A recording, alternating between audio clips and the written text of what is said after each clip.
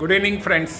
మరోసారి మీ Joji choco neat గురించి, registration గురించి, తర్వాత రిజిస్ట్రేషన్ అయిన తర్వాత ఏ విధంగా కాలేజెస్ని సెలెక్ట్ చేసుకోవాలన్న దాని గురించి కొన్ని విషయాలు చెప్తా, జాగ్రత్తగా వినండి. కొంతమంది అడిగారు, మళ్ళీ మీకు చెప్తున్నా. 9th, 10th, inter first year, inter second year, ఈ 4 మీరు తెలంగాణలో చదివితే మీరు ఎలిజిబుల్ రిజిస్ట్రేషన్కి. లేదనుకుంటే ఎలిజిబుల్ కాదు. బాగా గుర్తుంచుకోండి. చాలామంది నన్ను అడిగారు, సార్ 9th, 10th మేము ఇక్కడే చదివాము, ఇంటర్మీడియట్ మాత్రం వేరే స్టేట్లో చేసాము సార్ అని.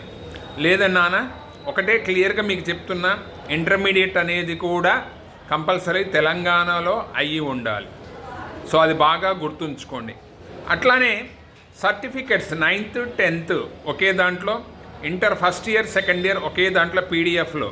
అంటే 9th, 10th separate, inter first year, second year separate.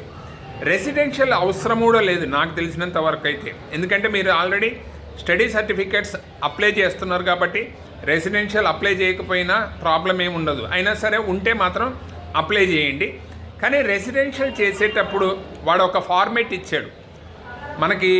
ఈ ఎంఆర్ఓ ఇచ్చినట్లు కాకుండా వాడిచ్చిన ఫార్మేట్లో అది ఫిల్అప్ చేసి అది కంపల్సరీ అప్లై చేయండి.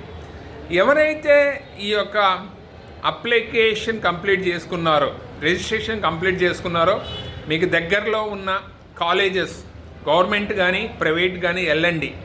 ఏ కాలేజెస్ మంచిగా ఉన్నాయి, ఏ కాలేజెస్లో మంచి స్టాఫ్ ఉన్నారు, ఏ కాలేజెస్లో మంచి రిజల్ట్ వచ్చింది, ఏ గవర్నమెంట్ కాలేజ్ బెటరు, కొత్తయ్య పాతయ్యలో ఏమేమి బెటరు, కొత్తయ్యలో ఏమేమి బెటరు, మీకు దగ్గరలో దూరంలో అన్నది కాదు ఇంపార్టెంట్, దాని యొక్క పాస్ పర్సంటేజ్. సీనియర్స్ని కలవండి, సీనియర్స్ని కలిసి చాలా విషయాలు తెలుసుకోండి. అట్లనే కాలేజెస్ సెలెక్ట్ చేసేటప్పుడు ఇంకా కొన్ని రోజుల్లో మీకు ఆ చాయిస్ వస్తుంది. మంచి కాలేజెస్ మీకు మార్క్స్ బట్టి ఏ కాలేజ్ అయితే బెటరు, తొందరగా మనకి రౌండ్లోనే రాగలుగుతుంది అనే ఆలోచనలో మీరు ఒక్కసారి కన్సల్ట్ అయ్యి మీ సీనియర్స్ని కూడా ఆ విధంగా అప్లై చేసుకోండి. ఆ లోపల మళ్ళీ నేను ఇంకొక వీడియో ద్వారా కాలేజెస్ లిస్ట్ కూడా చెప్పడానికి ట్రై చేస్తాను. Thank you.